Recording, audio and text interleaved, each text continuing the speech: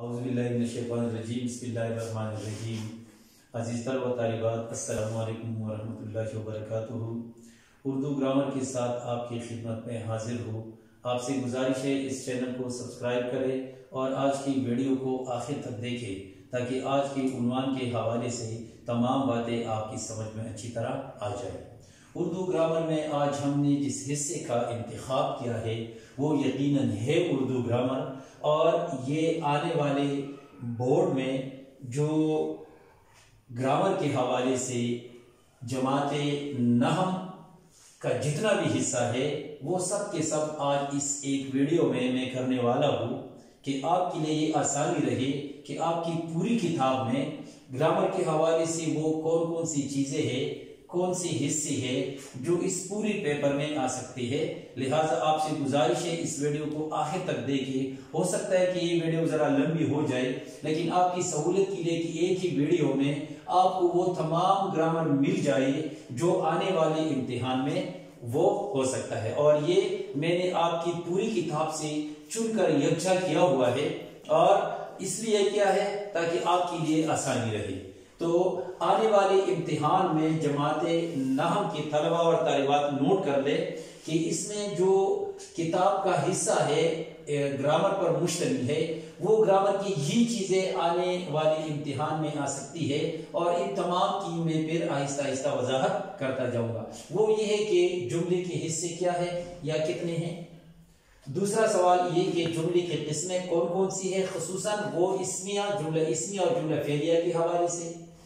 پھر تیسری چیز ہے فعل ناقص کی تعریف اور مثالیں، اسی طرح مرکب اور وہ بھی ناقص اور مرکب تام کی مثالیں تعریفیں، اسی طرح محاورہ، 6 نمبر مترادف الفاظ، استعارہ، ہیئت یعنی نظم کی قسمیں، 9 نمبر تخلص، اور 10 نمبر مرکبات، اور وہ بھی یہ 3 مرکبات ہیں آپ کی کتاب میں، مرکب اضافی، عطفی اور توصیفی، اسی طرح مجاز مرسل، کنایہ اور زبانی الفاظ وغیرہ۔ یہ وہ چیزیں ہیں جو آپ کی کتاب میں موجود ہے، اور میں نے ان تمام چیزوں کو چن کر یکجا کیا ہوا ہے، اور یہاں ایک ویڈیو میں یہ تمام چیزیں میں آپ کے سامنے بیان کرتا جاؤں گا، تمام کی تفصیل بیان کرتا جاؤں گا۔ تو آپ سے گزارش ہے کہ آخر تک کی ویڈیو دیکھیں تاکہ آنے والے امتحان میں آپ کے لیے جو اردو میں گرامر کا حصہ ہے وہ زیادہ سے زیادہ آسان ہو جائے۔ تو جو پہلا میں نے آپ سے کہا جو پہلا حصہ ہے یا پہلی چیز ہے وہ ہے جملہ، جملے کے حصے۔ تو یہاں سب سے پہلے ہم جملے کی مختصر تعریف جانتے ہیں کہ جملہ کسے کہتے ہیں۔ تو جملہ 2 یا 2 سے زیادہ الفاظ کا وہ مجموعہ جس سے پورا مطلب سمجھ میں آ جائے جملہ کہلاتا ہے۔ تعریف آپ نے جان لی کہ جملہ کسے کہتے ہیں، 2 یا 2 سے زیادہ الفاظ کا وہ مجموعہ جس سے پورا مطلب سمجھ میں آ جائے جملہ کہلاتا ہے۔ مثلا فریحہ سچ بول رہی ہے، آپ دیکھیں اس سے پورا مطلب ہماری سمجھ میں آ گیا ہے کہ فریحہ کیا بول رہی ہے یا کیا کر رہی ہے۔ اسی طرح امجد ذہین ہے، اس سے بھی پورا مطلب ہمارے ذہن میں آ چکا ہے کہ اس کا مطلب کیا ہے۔ اب جملے کے جو حصے ہیں ان کو بنیادی طور پر وہ کہتے ہیں اسناد۔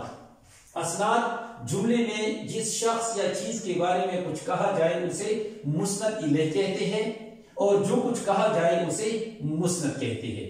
یہ 2 چیزیں ہیں، ایک ہے مسند الیہ اور ایک ہے مسند، اور جب یہ دونوں آپس میں ملتے ہیں تو ان دونوں کو اسناد کہتے ہیں، اور یہ جملے کے حصے ہیں۔ تو پھر تعریف سن لیجیے کہ اسناد سے کیا مراد ہے۔ جملے میں جس شخص یا چیز کے بارے میں کچھ کہا جائے اسے مسند الیہ کہتے ہیں، اور جو کچھ کہا جائے اسے مسند کہتے ہیں۔ اگر آپ یہ سوال لکھنا چاہیں پیپر میں تو آپ اس طرح لکھیں کہ مسند الیہ پہلے لکھیں، اور اس کی تعریف کی یہ کریں کہ جملے میں جس چیز یا شخص کے بارے میں کچھ کہا جائے اسے مسند الیہ کہتے ہیں۔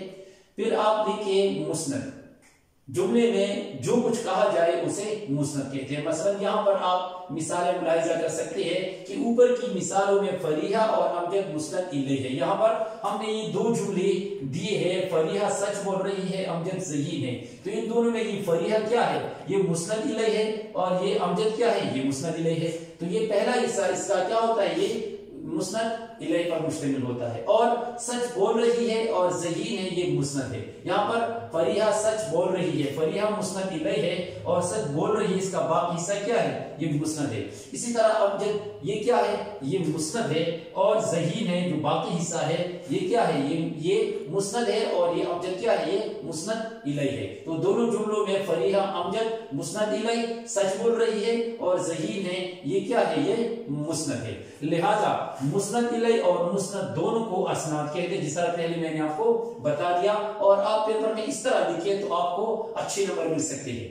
जुमले के दो बड़े अज्जा होते हैं या दो बड़े हिस्से होते हैं, कौन कौन से, मुस्नद इलैहि और मुस्नद, और दोनों की तारीफ आपने जान ली कि पहले हिस्से को मुस्नद इलैहि कहते हैं और दूसरे हिस्से को क्या कहते हैं, मुस्नद कहते हैं। अब इस लिहाज से जो जुमलों की किस्में हैं वो बुनियादी तौर पर दो है, एक है जुमला इस्मिया और एक है जुमला फेलिया। यानी असनाद के लिहाज से जुमले की दो किस्में हैं, एक है जुमला इस्मिया और दूसरा जुमला फेलिया। तो पहले जुमला इस्मिया जानते हैं, जुमला इस्मिया से मुराद क्या है, जिस जुमले में मुस्नद इलैहि और मुस्नद दोनों इसम हो। अब देखें कि अभी आपने तारीफ जान ली कि मुस्नद इलैहि और मुस्नद किसे कहते हैं, तो जिस जुमले में मुस्नद इलैहि और मुस्नद दोनों इसम हो और साथ फेल नाकिस आए, जुमला इस्मिया कहलाता है। जुमले इस्मिया की तारीफ क्या है, जिस जुमले में मुस्नद इलैहि और मुस्नद दोनों इसम हो और साथ फेल नाकिस आए, जुमला इस्मिया कहलाता है। मसलन फवाद नेक है, इसमें फवाद क्या है, मुस्नद इलैहि है, नेक इसमें मुस्नद है और है इसमें क्या है, ये फेल नाकिस है। इसी तरह हम तलबा है, हम इसमें क्या है, मुस्नद इलैहि है, तलबा मुस्नद है और है इसमें क्या है, फेले नाकिस है। ये नोट करें कि जुमला इस्मिया के मुस्नद इलैहि को मुब्तदा कहते हैं और उसके मुस्नद को खबर कहते हैं। यानी अगर हम फिर इसकी ये तारीफ करेंगे तो मुस्नद इलैहि को हम क्या कहेंगे, उसको हम मुब्तदा कहेंगे, जबकि इसका जो मुस्नद वाला हिस्सा है उसको हम क्या कहेंगे, खबर कहेंगे और इसके साथ फेल नाकिस आएगा। तो यूं जुमला इस्मिया के तीन अज्जा बनते हैं। उम्मन जुमले के दो हिस्से होते हैं, मुस्नद इलैहि और मुस्नद, और दोनों को असनाद कहते हैं। जबकि जुमला इस्मिया की जो मुस्नद इलैहि है उसे कहते हैं मुब्तदा और साथ इसकी जो खबर है या उसका जो मुस्नद है उसको खबर कहते हैं और साथ इसके फेल नाकिस भी आता है। तो इस तरह जुमला इस्मिया के तीन अज्जा होते हैं। वो तीन अज्जा कौन कौन से हैं, वो है मुब्तदा, खबर और फेल नाकिस। ये जुमला इस्मिया के तीन अज्जा है। अब आते हैं हम जुमला फेलिया की तरफ। जुमला फेलिया से क्या मुराद है, जिस जुमले में मुस्नद इलैहि तो इसम हो लेकिन मुस्नद में कोई ना कोई फेल थाम पाया जाए। यानी इसमें जाहिर बात है कि मुस्नद इलैहि हमेशा इसम ही होता है, लेकिन अगर इसके मुस्नद में कोई फेल आ जाए और वो भी फेल ताम हो, मुकम्मल फेल, अब इसकी तारीफ हम जानेंगे कि फेल ताम फेल नाकिस किसे कहते हैं। तो जिस जुमले में मुस्नद इलैहि तो इसम हो लेकिन मुस्नद में कोई ना कोई फेल ताम पाया जाए, जुमला फेलिया कहलाता है। जुमला फेलिया की तारीफ आपने जान ली। मसलन यहाँ मिसालें मुलाहिजा कर सकते हैं, फेदा किताब पढ़ता है, फेदा इसमें मुस्नद इलैहि और बाकी जितना भी हिस्सा है ये मुस्नद है। इसी तरह इब्रार ने गाड़ी खरीदी, इब्रार इसमें क्या है, मुस्नद इलैहि और बाकी जो हिस्सा है ये मुस्नद है। अब आती है कि इनके अज्जा को क्या क्या कहते हैं। तो याद रखिए जुमला फेलिया में जो मुस्नद इलैहि उसे कहते हैं फाइल, जबकि बाकी हिस्से में अगर वो दो हिस्सों पर मुश्तमिल है, जैसे किताब पढ़ता है, किताब एक हिस्सा है और पढ़ता है, तो इसके इस हिस्से को यानी किताब इसको मफूल कहते हैं और पढ़ता है इसको क्या कहते हैं, इसको फेल कहते हैं। यहां भी इसी तरह इब्रार ये क्या है, ये मुस्नद इलैहि है तो ये हमारे पास फाइल है, ने ये इसके साथ एक अलामत है तो ये अलामत फाइल इसको कहते हैं, ने को अलामत फाइल कहते हैं। गाड़ी ये मफूल है और खरीद इसमें क्या है, फेल है। अगर याद रखिए कि जुमला फेलिया में जो मुस्नद इलैहि होता है उसको फाइल कहती है, जबकि मुस्नद में बाज़ औक़ात सिर्फ फाइल होता है और बाज़ औक़ात मफूल भी साथ होता है। इसकी मिसाल यहाँ हम देख सकते हैं, बच्चा रो रहा है, बच्चा इसमें मुस्नद इलैहि है, रो रहा है इसमें क्या है, मुस्नद है। तो ये बच्चा क्या है, ये फाइल है और रो रहा है फेल है। तो आपने देख लिया कि बाज़ औक़ात जुमला फेलिया दो अज्जा से मुकम्मल होता है, यानी फाइल और फेल से मुकम्मल होता है, और बाज़ औक़ात इस तरह होता है कि इसके साथ फाइल के साथ मफूल भी होता है, यानी फाइल, मफूल और फेल तीन अज्जा होते हैं। तो बाज़ औक़ात जुमला फेलिया के दो अज्जा होते हैं, यानी फाइल और फेल, और बाज़ औक़ात इसके तीन अज्जा होते हैं, जैसे फाइल, फिर मफूल और फिर फेल। अब आती है कि फेल नाकिस और फेल थाम। ان دونوں کی تعریف جانتے ہیں کہ فعل تام کسے کہتے ہیں؟ فعل تام وہ فعل جو اکیلی ہی پورا مطلب دیتا ہے، یعنی اس سے ہم مطلب آسانی سے سمجھ سکتے ہیں، تو اس کو کہتے ہیں فعل تام۔ تام کہتے ہیں مکمل کو، یہ مکمل فعل ہوتا ہے، یہ پورا مطلب دیتا ہے، جیسے رو رہا ہے، اس سے ہم مطلب سمجھ سکتے ہیں۔ اسی طرح جائے گی یا آئے تھے وغیرہ، یہاں ہم نے دیکھ لیا کہ اس میں ایک کام ہے اور وہ کام ہم آسانی سے سمجھ سکتے ہیں کہ کام کس کا ہے، رو رہا ہے، یہ رونے کا کام ہے، جائے گی جانے کا کام ہے، آئے تھے آنے کا کام ہے، تو اسے کہتے ہیں فعل تام۔ اب جانتے ہیں اس کے مقابلے میں فعل ناقص کے فعل ناقص کسے کہتے ہیں؟ فعل ناقص سے مراد کیا ہے؟ یہ وہ فعل ہے کہ جب تک فاعل کے علاوہ کوئی اور اسم یا صفت اس کے ساتھ نہ ملایا جائے وہ بات کو مکمل نہیں کرتا، یعنی فعل ناقص اس وقت تک بات مکمل نہیں کرتا جب تک کہ اس کے ساتھ فاعل کے علاوہ کوئی اسم یا صفت موجود نہ ہو، تو یہ اپنا مطلب نہیں دیتا۔ یا اس کی تعریف آپ یوں بھی کر سکتے ہیں کہ وہ فعل کہ جب تک اس کے ساتھ پورا جملہ نہ ملایا جائے یہ اپنا مطلب پورا نہیں کرتا یا پورا نہیں دیتا۔ مثلا ہے، ہیں، ہو، ہوں، تھا، تھے، تھی، تھیں وغیرہ، یہ اردو میں ہمارے ہاں فعل ناقص ہے۔ اگر تعریف آ جائے تو یہ لکھیں، مثالیں آ جائے تو آپ یہ لکھیں۔ تو اسی طرح آپ نے جان لیا کہ فعل تام کسے کہتے ہیں اور فعل ناقص کسے کہتے ہیں۔ فعل تام ہمیشہ جملہ فعلیہ میں ہوتا ہے، جبکہ فعل ناقص یہ ہمیشہ جملہ اسمیہ میں ہوتا ہے۔ آپ نے جان لیا کہ جملہ کسے کہتے ہیں، جملے کے کتنے حصے ہوتے ہیں اور اسناد کے لحاظ سے جملے کی کون کون سی قسمیں ہیں۔ فعل ناقص کی تعریف بھی آپ نے جان لی، فعل تام کی تعریف بھی آپ نے جان لی۔ اب ہم آتے ہیں مرکب کی طرف، یہ بھی آپ کی کتاب میں ہے اور یہ بھی ایگزام کا ایک اہم حصہ ہے، اس کے حوالے سے بھی سوالات آتے ہیں، تو اس کو بھی آپ غور سے سنیے۔ آئیے پہلے مرکب کی تعریف جانتے ہیں۔ مرکب سے مراد کیا ہے؟ دو یا دو سے زیادہ الفاظ کے مجموعے کو مرکب کہتے ہیں۔ یہ انتہائی سادہ سی تعریف ہے، آسان سی تعریف ہے کہ مرکب کسے کہتے ہیں۔ دو یا دو سے زیادہ الفاظ کے مجموعے کو مرکب کہتے ہیں۔ مثلا آپ مثالیں یہاں ملاحظہ کر سکتے ہیں، جیسے فروا کی کتاب، شب و روز، سرخ پھول وغیرہ، یہ ایک طرح کی مثالیں ہیں۔ اسی طرح یہ فروا کی کتاب ہے، آپ کے شب و روز کیسے گزرتے ہیں، میرے پاس ایک سرخ پھول ہے، تو دونوں کی مثالیں آپ نے ملاحظہ کی، دونوں میں کیا فرق ہے؟ یقیناً آپ جان گئے ہوں گے کہ دونوں میں فرق کیا ہے۔ تو اسی حوالے سے پھر ہم مرکب کی قسموں کے حوالے سے بات کرتے ہیں کہ مرکب کی کون کون سی قسمیں ہیں۔ تو پہلی قسم ہے مرکب ناقص۔ مرکب ناقص کسے کہتے ہیں؟ یعنی وہ مرکب جو پورا مطلب نہیں دیتا۔ کون سا مرکب؟ وہ مرکب جو پورا مطلب نہیں دیتا۔ مثلا یہاں پر آپ یہ مثالیں ملاحظہ کر سکتے ہیں، جو پہلی مثال ہے ہم نے یہاں پر لکھی ہوئی ہے کہ فروا کی کتاب، شب و روز، سرخ پھول، کیونکہ ان مثالوں سے کوئی بھی مطلب ہمیں سمجھ میں نہیں آتا کہ فروا کی کتاب کیا، شب و روز کیا مطلب اس کا، یا سرخ پھول سے کیا مراد ہے، تو اسے کہتے ہیں فعل ناقص۔ اور یہاں آپ نے مثالیں ملاحظہ کی کہ فروا کی کتاب، شب و روز، سرخ پھول وغیرہ۔ اسی طرح دوسری قسم ہے مرکب تام۔ تام مکمل کو کہتے ہیں تو جو پورا مطلب دیتا ہے، یعنی وہ مرکب جو پورا مطلب دیتا ہے اسے فعل تام کہتے ہیں۔ مرکب تام کہتے ہیں، مرکب تام کو جملہ بھی کہتے ہیں، اس کو کلامی تام بھی کہتے ہیں۔ مثلا اوپر کی مثالیں دیکھیں، یہاں پر یہ فروا کی کتاب ہے، اس سے مطلب ہماری سمجھ میں پوری طرح آ گیا ہے، یعنی یہ فروا کی کتاب ہے، آپ کے شب و روز کیسے گزرتے ہیں، اسی بھی پورا مطلب ہماری سمجھ میں آ گیا ہے۔ اسی طرح میرے پاس ایک سرخ پھول ہے، یہ بھی پورا مطلب دیتا ہے۔ تو وہ مرکب جو پورا مطلب دیتا ہے اسے مرکب تام کہتے ہیں، جو پورا مطلب نہیں دیتا اسے مرکب ناقص کہتے ہیں۔ دونوں کی مثالیں آپ نے ملاحظہ کی۔ ایک اور بات امید ہے کہ آپ نے ملاحظہ کی ہوں گی کہ مرکب ناقص ہمیشہ مرکب تام کا حصہ ہوتا ہے۔ یہاں دیکھیے فروا کی کتاب، تو یہ فروا کی کتاب، یہ مرکب اسی مرکب کا حصہ ہے کہ یہ فروا کی کتاب ہے۔ اسی طرح شب و روز، یہ مرکب ناقص ہے اور یہ اسی مرکب تام کا حصہ ہے کہ آپ کے شب و روز کیسے گزرتے ہیں۔ اسی طرح سرخ پھول، یہ مرکب ناقص ہے اور یہ اسی مرکب تام کا حصہ ہے، میرے پاس ایک سرخ پھول ہے۔ تو آپ نے ملاحظہ کیا کہ مرکب کسے کہتے ہیں، مرکب کی کون سے قسمیں ہیں، مرکب ناقص کی تعریف کیا ہے، مثالیں کیا ہے، مرکب تام کسے کہتے ہیں، اس کی مثالیں کیا ہے۔ تو جو آپ کے لیے پیپر میں ہیں وہ یہ ہے کہ مرکب ناقص کی اقسام، اور وہ بھی 3 قسمیں آپ کے لیے ضروری ہے۔ آپ کی کتاب میں یہ 3 قسمیں ہیں اس حوالے سے مختلف سوالات آ سکتے ہیں، MCQs، شارٹ کوسچن وغیرہ۔ تو آئیے ان تینوں کی تعریف اور ان کی مثالیں ملاحظہ کر سکتے ہیں کہ مرکب ناقص کی کون کون سی قسمیں ہیں جو آپ کے پیپر میں موجود ہے، آپ کے امتحان کے لیے ضروری ہے۔ وہ ہے نمبر 1 مرکب اضافی۔ اب یہ پہلے اس کی تعریف جانتے ہیں۔ مرکب اضافی کسے کہتے ہیں؟ وہ مرکب جو مضاف الیہ اور مضاف سے مل کر بنتا ہے۔ مثلا فروا کی کتاب، اس میں آپ دیکھیں کہ جو فروا یہ کیا ہے؟ یہ مضاف الیہ ہے، کی حرف اضافت ہے، اور کتاب کیا ہے؟ مضاف ہے۔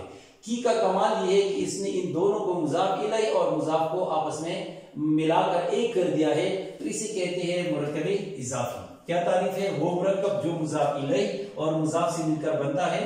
مثلا فروا کی کتاب، اس کے پہلے حصے کو مضاف الیہ کہتے ہیں، دوسرے حصے کو مضاف کہتے ہیں، اور درمیان میں جو آنے والا حرف ہے اس کو کہتے ہیں حرف اضافت۔ یا اس کی مثالیں یہ بھی ہے، یہ آپ کی کتاب میں ہے زیر زمین، یہ پہلا کیا ہے؟ یہ مضاف ہے، اور دوسرا یہ کیوں؟ اس لیے کہ یہ مرکب زیر کے ذریعے بنا ہوا ہے، اور یہ فارسی میں اس طرح ہوتا ہے، فارسی میں پہلے مضاف آتا ہے اور بعد میں کیا آتا ہے؟ مضاف الیہ۔ تو اردو میں پہلے مضاف الیہ آتا ہے، بعد میں مضاف، اور فارسی میں پہلے مضاف آتا ہے اور بعد میں مضاف الیہ۔ اگر آپ اس کو اردو میں چینج کریں تو کیا ہو جائے گا؟ یہ زمین کے نیچے، تو یہ کیا ہو گیا؟ زمین کے نیچے۔ تو پہلے آپ دیکھیں یہ زمین مضاف الیہ اور یہ زیر کیا ہو؟ وہاں پر یہ مضاف بن گیا۔ اسی طرح میرا بستہ، یعنی اس کا مین سے تعلق ہے، اسی طرح اپنے کپڑے وغیرہ۔ یاد رکھیے اردو میں صرف 3 ہی حروف اضافت ہے، وہ ہے کھا، کے، کی۔ یہ بھی سوال آ سکتا ہے MCQs میں، شارٹ کوسچن وغیرہ میں، کہ اردو میں کون کون سے حروف اضافت ہے یا حروف اضافت کون کون سے ہے وغیرہ۔ تو آپ نے ملاحظہ کیا کہ مرکب اضافی کسے کہتے ہیں، پھر حروف اضافت سے کیا مراد ہے۔ دوسرا مرکب ہے مرکب عاطفی۔ مرکب عاطفی کسے کہتے ہیں؟ وہ مرکب جو معطوف علیہ اور معطوف سے مل کر بنتا ہے۔ یہ کس سے بنتا ہے؟ معطوف علیہ اور معطوف سے مل کر بنتا ہے۔ مثلا شب و روز، یہاں دیکھیے شب یہ معطوف علیہ ہے اور روز اس کیا ہے؟ یہ معطوف ہے، اور اس کے درمیان جو آنے والا حرف ہے اس کو کہتے ہیں حرف عطف۔ مطلب یہ کہ حرف عطف کے ذریعے جو دو الفاظ مل کر ایک مرکب بناتے ہیں، اسی مرکب کو کہتے ہیں مرکب عطفی۔ اس لیے ہم نے اس کی تعریف کی ہے کہ اس کا پہلا حصہ معطوف الیہ ہوتا ہے اور دوسرا حصہ معطوف۔ یا یہ مثال ہم اور تم، ہم اس میں کیا ہے؟ معطوف علیہ ہے، اور تم کیا ہے؟ تم اس میں معطوف ہے، اور درمیان میں جو حرف آیا ہے اور یہ کیا ہے؟ یہ حرف عطفی ہے۔ یہاں ملاحظہ کر سکتے ہیں کہ حروف عطف کون کون سے ہیں اردو میں، وہ ہے وہ اور پھر کر وغیرہ۔ یہ دو جو حروف ہیں یہ بہت زیادہ استعمال ہوتے ہیں مرکب ناقص کی اسی قسم میں، یعنی مرکب عاطفی میں، اسی لیے ہمارے ہاں زیادہ تر یہ استعمال ہوتے ہیں، اور امتحان میں اس حوالے سے سوال آ سکتا ہے۔ تو ملاحظہ آپ نے کیا کہ مرکب عاطفی کسے کہتے ہیں؟ وہ مرکب جو معطوف علیہ اور معطوف سے مل کر بنتا ہے۔ مثال ہے شب و روز، ہم اور تم، شب اس میں معطوف علیہ ہے، روز اس میں کیا ہے؟ یہ معطوف ہے، اور درمیان میں آنے والا حرف کیا ہے؟ حرف عطف ہے۔ اور اردو میں حروف عطف ہمارے ہاں وہ اور یہ دونوں بہت زیادہ مشہور ہے، پھر کر وغیرہ بھی ہے، لیکن یہ دونوں بہت زیادہ اہم ہے۔ تیسرا جو مرکب ہے وہ ہے مرکب توصیفی۔ مرکب توصیفی کسے کہتے ہیں؟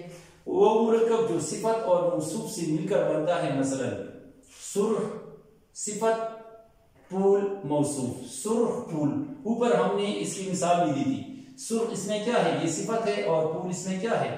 موصوف ہے۔ اسی طرح آب سرد، آب اس میں موصوف ہے اور سرد اس میں کیا ہے؟ صفت ہے۔ یہاں بھی آپ نے دیکھ لیا کہ یہاں بھی یہ دونوں الفاظ ایک دوسرے کے الٹ آتے ہیں، یعنی اردو میں جو مرکب توصیفی بنتا ہے اس میں پہلے صفت آتی ہے اور پھر موصوف آتا ہے، جبکہ فارسی میں پہلے موصوف آتا ہے اور پھر صفت آتی ہے۔ تو اسی طرح ہم ان دونوں کی تعریف بھی یہاں جان سکتے ہیں، اور یہ بھی آپ نے دیکھ لیا کہ یہ زیر کے ذریعے یہ مرکب بنا ہوا ہے۔ تو یہاں آپ دیکھیں گے اگر آپ اس کو اردو میں چینج کریں تو سرد پانی یا ٹھنڈا پانی، تو یہ کیا ہے؟ ٹھنڈک اس کی صفت ہے۔ آئیے صفت کی تعریف جانتے ہیں۔ اس میں صفت کسے کہتے ہیں؟ اس میں صفت وہ اسم جس میں کسی چیز کی اچائی، برائی، حالت اور کیفیت بیان کی جائے۔ یہ 4 چیزیں اس میں صفت میں بیان ہوتی ہے۔ کون کون سی؟ وہ ہے کسی چیز کی اچائی، برائی، یا اس کو ہم خوبی اور خامی بھی کہہ سکتے ہیں۔ اسی طرح اس کی حالت اور اس کی کیفیت بیان کی جائے تو اسے کہتے ہیں، اس میں صفت کہتے ہیں۔ اور مثالیں آپ ملاحظہ کر سکتے ہیں، اوپر کی مثالوں میں سرخ اور سرد یہ دونوں کیا ہے؟ یہ دونوں صفت ہے، کیونکہ وہاں پر پھول کی حالت بیان کی گئی ہے یا پانی کی کیفیت بیان کی گئی ہے، تو اسی لیے یہ دونوں کیا ہے؟ یہ اس میں صفت کی مثال ہے۔ اس میں موصوف کسے کہتے ہیں؟ جس اسم کی اچھائی، برائی، حالت اور کیفیت بیان کی جائے تو اسے کہتے ہیں موصوف۔ اوپر کی مثالوں میں پھول اور آب کیا ہے؟ یہ دونوں موصوف ہے، کیونکہ ان کی وہاں پر حالت، کیفیت وغیرہ بیان کی گئی ہے۔ تو آپ نے ملاحظہ کیا کہ مرکب کسے کہتے ہیں، پھر مرکب کی قسمیں کون کون سی ہے، پھر مرکب تام، مرکب ناقص، اور خاص کر مرکب ناقص کی 3 قسمیں، وہ مرکب اضافی، مرکب عاطفی اور مرکب توصیفی، جو آپ کی امتحان میں آ سکتی ہے۔ آپ نے ان کی تعریفیں اور مثالیں ملاحظہ کی۔ اب مزید آتے ہیں کہ پھر اس کے بعد کیا ہے؟ محاورہ وغیرہ ہے، تو ان کی تعریفیں، مثالیں بھی جانتے ہیں۔ تو عزیز طلبہ و طالبات، اب آتے ہیں محاورہ، استعارہ، حیت کے لحاظ سے نظم کی قسمیں، مجاز مرسل اور کنایہ وغیرہ کی طرف۔ تو اس کے بعد جو آپ کی کتاب میں گرامر کا حصہ ہے وہ ہے محاورہ۔ یہ بہت زیادہ اہم ہے، اس کی مختصر سی تعریف جانتی ہے، یہ کافی ہے۔ اگر یہ سوال آ جائے کہ محاورہ کسے کہتے ہیں، تو آپ اس کی تعریف اور مثال اس طرح دیں: 2 یا 2 سے زیادہ الفاظ کا وہ مجموعہ جو اہل زبان کا مرتب کردہ ہو اور حقیقی معنی کے بجائے مجازی معنی مراد لیے جائے، محاورہ کہلاتا ہے۔ محاورہ کسے کہتے ہیں؟ 2 یا 2 سے الفاظ کا وہ مجموعہ جو اہل زبان کا مرتب کردہ ہو اور حقیقی معنی کے بجائے مجازی معنی مراد لیے جائے، محاورہ کہلاتا ہے۔ یعنی محاورے میں 2-3 باتیں ہیں۔ ایک ہے کہ یہ 2 یا 2 سے زیادہ الفاظ ہو، ایک لفظ محاورہ نہیں ہو سکتا۔ دوسری بات یہ کہ یہ اہل زبان کی بول چال کے مطابق ہو، انہوں نے یہ بنایا ہو۔ تیسری بات یہ کہ اس میں حقیقی معنی کے بجائے مجازی معنی مراد لیے جاتے ہیں۔ مثلا قسم کھانا، آپ دیکھیں قسم کھانا کیا ہے؟ قسم کوئی اس طرح نہیں کھاتا، کھانے کا مطلب یہ کہ کوئی چیز حق سے اتار کر اپنے میدے تک پہنچانا، تو قسم کوئی کھاتا نہیں ہے، لہذا قسم کھانا یہ محاورہ ہے۔ دل سے اترنا، دل سے اترنا کوئی کسی کی دل سے نہیں اترنا، اس کی حیثیت، عزت وغیرہ ختم ہو جاتی۔ اسی طرح سر پر چڑھنا، کوئی کسی کی سر پر نہیں چڑھتا بلکہ گستاخ وغیرہ کو نہیں۔ یہ تو آپ نے مثالیں ملاحظہ کی کہ قسم کھانا، دل سے اترنا، سر پر چڑھنا، یہ محاورے کی مثال ہے۔ تو یہ محاورے کی تعریف اور مثالیں ہو گئی۔ پھر اس کے بعد ہے مترادف الفاظ، جو آپ کی کتاب میں موجود ہے۔ اس حوالے سے بھی سوال آ سکتا ہے، تو یہاں بھی آپ مختصر سی تعریف اور مثالیں ملاحظہ کر سکتے ہیں کہ جیسے ایک جیسے یا ہمانی الفاظ کو مترادف الفاظ کہتے ہیں۔ مترادف الفاظ سے کیا مراد ہے؟ ایک جیسے یا ہمانی الفاظ کو مترادف الفاظ کہتے ہیں۔ مثلا شب کسی کہتے ہیں؟ رات کو۔ سحر کسی کہتے ہیں؟ صبح۔ ٹہلی کسی کہتے ہیں؟ شام کو۔ اگر الفاظ آ جائے کہ آپ ان کے مترادف لکھیں، تو اس کا مطلب یہ ہوگا کہ آپ ان الفاظ کے معنی لکھیں، یعنی ان کے ہمانی الفاظ لکھیں، یہ ان الفاظ کے مترادف الفاظ بن جائیں گے۔ تو یہ مترادف الفاظ آپ نے ملاحظہ کیے۔ پھر اس کے بعد ہے استعارہ۔ مختصر سی تعریف آپ کی ہے کہ استعارہ سے کیا مراد ہے۔ اگر سوال آ جائے کہ استعارہ کسے کہتے ہیں، آپ اس کی تعریف کریں، یا اگر یہ MCQs میں بھی آ جائے، وہاں پر بھی مثالیں ہو، تو آسانی سے آپ جان سکتے ہیں، آسانی سے آپ وہاں پر جواب دے سکتے ہیں۔ استعارہ کسے کہتے ہیں؟ اگر کوئی لفظ اپنے اصلی معنوں کے بجائے مجازی معنوں میں استعمال ہو اور اصلی اور مجازی معنوں میں تشبیہ کا تعلق ہو، تو اسے استعارہ کہتے ہیں۔ انتہائی مختصر سی تعریف ہے۔ استعارہ کسے کہتے ہیں؟ اگر کوئی لفظ اپنے اصلی معنوں کے بجائے مجازی معنوں میں استعمال ہو اور اصلی اور مجازی معنوں میں تشبیہ کا تعلق ہو، تو اسے استعارہ کہتے ہیں۔ مثلا راہ راست، اس کا مطلب کیا ہے؟ راہ راست کا مطلب ہے سیدھا راستہ، یعنی اس کا عام مطلب یا حقیقی معنی کیا ہے؟ سیدھا راستہ۔ لیکن استعارے کے لحاظ سے اس کی مجازی معنی کیا ہے؟ اس کی مجازی معنی یہ ہے کہ دین اسلام، یعنی راہ راست کا مطلب ہے سیدھا راستہ، لیکن مجازی مطلب ہے دین اسلام۔ اسی طرح ایک اور مثال آپ یہاں پر ملاحظہ کر سکتے ہیں کہ اس شیر نے ہندوستان پر 17 حملے کیے۔ یہاں شیر سے مراد محمود غزنوی ہے، کیونکہ انہوں نے ہندوستان پر 17 حملے کیے تھے۔ تو یہاں شیر سے مراد کیا ہے؟ شیر کے حقیقی معنی تو ایک خوفناک جانور ہے، لیکن یہاں بہادری کی وجہ سے محمود غزنوی کو شیر کہا گیا ہے، یا اکثر آپ اس طرح کہتے ہیں کہ وہ شیر ہے، شیر کی طرح بہادر ہے، وہ تشبیہ ہے، اور یہاں استعارہ اس شیر نے ہندوستان پر 17 حملے کیے، تو یہاں شیر سے مراد محمود غزنوی جنہوں نے ہندوستان پر 17 حملے کیے تھے۔ یا اکثر ہم یہ مثال بھی دیتے ہیں کہ ایک اور چراغ بجھ گیا۔ اب چراغ کے معنی کیا ہے؟ یعنی روشنی دینے والا آلہ، دیا وغیرہ۔ یہاں چراغ سے مراد کیا ہے؟ عالم آدمی، یعنی جس طرح چراغ روشنی دیتا ہے، ایک عالم آدمی بھی علم کی روشنی معاشرے میں پھیلاتا ہے۔ تو یہاں آپ نے ملاحظہ کیا کہ استعارہ کسے کہتے ہیں؟ اگر کوئی لفظ اپنے اصلی معنوں کے بجائے مجازی معنوں میں استعمال ہو اور اصلی اور مجازی معنوں میں تشبیہ کا تعلق ہو تو اسے استعارہ کہتے ہیں۔ مثلا راہ راست کا مطلب ہے سیدھا راستہ، لیکن مجازی مطلب ہے دینی اسلام۔ اسی طرح اس شعر نے ہندوستان پر 17 حملے کیے، یہاں شعر سے مراد محمود غزنوی ہے جنہوں نے ہندوستان پر 17 حملے کیے تھے۔ یا ایک اور مثال، ایک اور چراغ بجھ گیا۔ چراغ سے مراد یہاں عالم آدمی ہے یا عالم شخص ہے۔ پھر اس کے بعد جو 8 نمبر پر ہے وہ ہے ہیئت۔ ہیئت کہتے ہیں شکل صورت کو۔ یہاں اصل میں یہ ہے کہ ہیئت کے لحاظ سے نظم کی کون کون سی قسمیں ہیں، تو ہیئت کے لحاظ سے جو نظم کی مشہور قسمیں ہیں وہ یہ ہے، اور یہ آپ کے لیے کافی ہے کہ یہ آپ کے امتحان میں آ سکتی ہے، آپ کے امتحان کی ضرورت اس سے پوری ہو سکتی ہے۔ مثلاً جس نظم کے ہر بند میں 3 مصرے ہو اسے مثلث کہتے ہیں، یہ آسان سی تعریف ہے۔ 2 نمبر ہے جس نظم کے ہر بند میں 4 مصرے ہو اسے مربع کہتے ہیں۔ 3 نمبر ہے جس نظم کے ہر بند میں 5 مصرے ہو اسے مخمس کہتے ہیں۔ اور 4 نمبر ہے جس نظم کے ہر بند میں 6 مصرے ہو اسے مثلث کہتے ہیں۔ یہ تعریفیں آپ جان لیں کہ جس نظم کے ہر بند میں، یعنی ایک نظم میں، اس نظم میں ایک سے زیادہ بند ہے، 2 3 4 5 جتنے بھی ہے، اور ہر نظم یعنی جس نظم کے ہر بند میں 3 مصرے ہو اسے مثلث کہتے ہیں، جس نظم کے ہر بند میں 4 مصرے ہو اسے مربع کہتے ہیں، جس نظم کے ہر بند میں 5 مصرے ہو اسے مخمس کہتے ہیں، اور جس نظم کے ہر بند میں 6 مصرے ہو اسے مثلث کہتے ہیں۔ یہ تعریفیں بھی امتحان میں آ سکتی ہے۔ اس کے بعد جو 9 نمبر پر ہے وہ ہے تخلص، اور کتاب میں اس طرح لکھا ہے کہ یہ قلمی نام ہے، تو اس کی مختصر سی تعریف ہم یہ کر سکتے ہیں کہ وہ نام جو شاعر لوگ اپنی شاعری میں اپنی اصل نام کے بجائے استعمال کرتے ہیں اسے تخلص کہتے ہیں۔ تخلص کسے کہتے ہیں؟ وہ نام جو شاعر لوگ اپنی شاعری میں اپنی اصل نام کے بجائے استعمال کرتے ہیں، مثلا غالب، ہادی، آتش، میر وغیرہ۔ آپ نے دیکھ لیا کہ غالب کا اصل نام کیا ہے؟ اس کا نام تو اسد اللہ ہے۔ اسی طرح ہادی کا اصل نام مولانا الطاف حسین، اسی طرح آتش خواجہ حیدر علی، میر اس کا محمد میر تقی اس کا اصل نام تھا۔ تو یہاں یہ جو مثالیں آپ نے ملاحظہ کی، یہ ان کی اصل نام کے علاوہ ایک اور نام ہے، اسے کہتے ہیں تخلص۔ پھر اس کے بعد ہے زمانی الفاظ۔ زمانی الفاظ یہ بھی آپ کی کتاب میں ہے کہ زمانی الفاظ سے مراد کیا ہے، وہاں تعریف نہیں دی گئی ہے یا دی گئی ہے، مختصر سی ہے۔ تو یہاں آپ جان لیجیے کہ وہ الفاظ جو 2 معنی رکھتے ہیں زمانی الفاظ کہلاتے ہیں۔ زمانی الفاظ کسے کہتے ہیں؟ وہ الفاظ جو 2 معنی رکھتے ہیں زمانی الفاظ کہلاتے ہیں۔ مثلا دام، دام پہ کس کے 2 معنی ہیں، ایک قیمت اور ایک ہے جان۔ اسی طرح شام، اس لفظ کی بھی 2 معنی ہیں، ایک ہے وقت اور ایک ملک کا نام ہے۔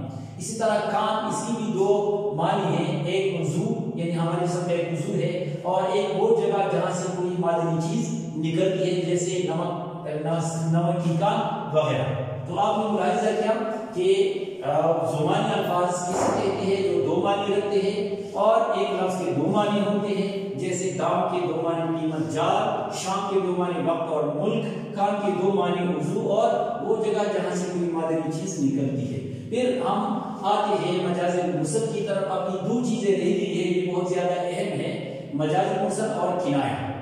مجاز مرسل کی مختصر سی تعریف اگر ہم کریں تو یہ یوں ہو سکتی ہے، اگر کسی لفظ کو حقیقی معنوں کے بجائے مجازی معنوں میں اس طرح استعمال کیا جائے کہ حقیقی اور مجازی معنوں میں تشبیہ کے علاوہ کوئی اور تعلق پایا جائے تو اسے مجاز مرسل کہتے ہیں۔ یعنی ان میں تشبیہ کے علاوہ ایک اور تعلق بھی ہوتا ہے اور اسے کہتے ہیں مجاز مرسل۔ تعریف بالکل ملاحظہ کیجیے، اگر کسی لفظ کو حقیقی معنوں کے بجائے مجازی معنوں میں اس طرح استعمال کیا جائے کہ حقیقی اور مجازی معنوں میں تشبیہ کے علاوہ کوئی اور تعلق پایا جائے تو اسے مجاز مرسل کہتے ہیں۔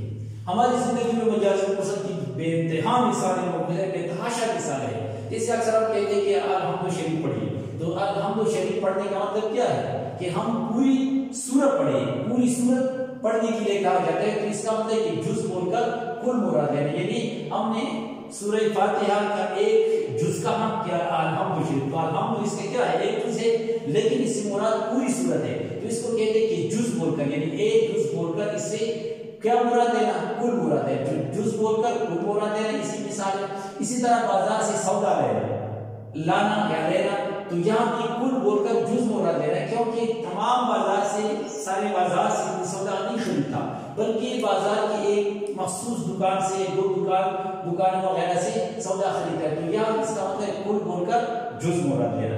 اسی طرح فوارہ ابلنا یا ہنڈی ابلنا، اکثر ہم اپنے گھروں میں سمجھتے ہیں کہ ہنڈی ابل رہی ہے، فوارہ ابل رہا ہے، اس کا مطلب ضرب بول کر مضروب مراد لینا۔ ضرب اسی برتن کو کہتے ہیں جس میں کوئی چیز موجود ہو، تو یہاں ہم نام تو اسی چیز کا لیتے ہیں جس میں کوئی چیز ہے، لیکن اس سے مراد وہ چیز لیتے ہیں جو اس کے اندر ہے، تو اس کو کہتے ہیں ظرف بول کر مظروف مراد لینا، یعنی ہم بولتے ہیں وہ برتن اور اس برتن کے اندر جو چیز ہے وہ مراد لیتے ہیں۔ اسی طرح بادل برسنا یہ مثال ہے، سبب بول کر مسبب مراد لینا، کیونکہ بادل نہیں برستے بلکہ بارش ہوتی ہے، تو اسی حوالے سے سبب کیا ہے، یعنی بادل اس کا سبب ہے، اسی وجہ سے کہتے ہیں کہ بادل برسنا۔ یہ اس کی بہت ساری مثالیں ہیں، اور جو آخری چیز ہے وہ ہے کنایہ جسے کہتے ہیں۔ کنایہ کے لغوی معنی ہے چھپا کر بات کرنا، یعنی بات کو اس طرح کرنا کہ مدعا کی وضاحت نہ ہونے پائے، یعنی جو اصل مقصد ہے اس کی وضاحت نہ ہو، وہ پیچھے چھپی ہوئی وضاحت موجود ہو۔ اصطلاح میں کنایہ سے مراد یہ ہے کہ کوئی لفظ اپنی حقیقی معنوں کے بجائے کچھ اس طرح استعمال کیا جائے کہ حقیقی اور مجازی دونوں معنی مراد لیے جا سکے، یعنی اس سے ہم دونوں معنی مراد لے سکتے ہیں، لیکن یہاں اس سے مراد اصل کیا ہو وہ مجازی معنی ہو۔ مثلا سفید ریش، اکثر ہم کہتے ہیں سفید ریش آدمی ہے، سفید ریش کا مطلب ہے یعنی بوڑھا آدمی سفید بالوں والا، تو سفید بالوں والا کیا ہوتا ہے بوڑھا ہوتا ہے، یہ ترجمہ کار بھی ہوتا ہے۔ اسی طرح ہم کہتے ہیں سفید پوش کا مطلب کیا ہے سفید کپڑوں والا حقیقت میں، لیکن جو مجاز ہے وہ ہے شریف آدمی یا معزز آدمی، عزت دار آدمی۔ اسی طرح دامن پر داغ لگنا کا مطلب کیا ہے کہ دامن گندا ہونا، لیکن اس سے جو مجازی مطلب ہم دیتے ہیں وہ ہے کہ بدنامی ہونا۔ تو کنایہ کی تعریف آپ نے جان لی کہ اس میں چھپی ہوئی بات ہوتی ہے، اور اس میں ہم دونوں معنی مراد لے سکتے ہیں، لیکن اصل معنی وہ کیا ہوتے ہیں وہ اس کے غیر حقیقی معنی ہوتے ہیں جو چھپی ہوئی ہوتی ہے، اور بہت ساری مثالیں آپ نے ملاحظہ کی۔ تو یہ وہ تمام اجزاء ہیں، وہ تمام چیزیں ہیں جو آپ کی پوری کتاب میں گرامر کے حوالے سے موجود ہے، اور یہ تمام باتیں اگر آپ غور سے سنیں، غور سے دیکھیں، تو امید ہے کہ گرامر کے حوالے سے امتحان میں آپ کے لیے کوئی پریشانی نہیں ہوگی، کوئی سوال ایسا نہیں آئے گا جو آپ کے لیے مشکل ہو۔ اس کے ساتھ ساتھ ایک بات اور بھی آپ کو بتاتا چلوں کہ قافیہ اور ردیف کی تعریف ہے وہاں تو آسان سی ہے، وہاں آپ مختصر سے سیکھ سکتے ہیں، جان لیجیے، اور امید ہے کہ اس حوالے سے آپ کے لیے کوئی پریشانی نہیں ہوگی۔ تو مجھے امید ہے کہ آج آپ نے اس حوالے سے بہت کچھ سیکھا ہوگا۔ آئندہ کسی نئے عنوان کے ساتھ انشاءاللہ پھر حاضر ہوں گے، تب تک کے لیے اجازت دیجیے، اللہ حافظ۔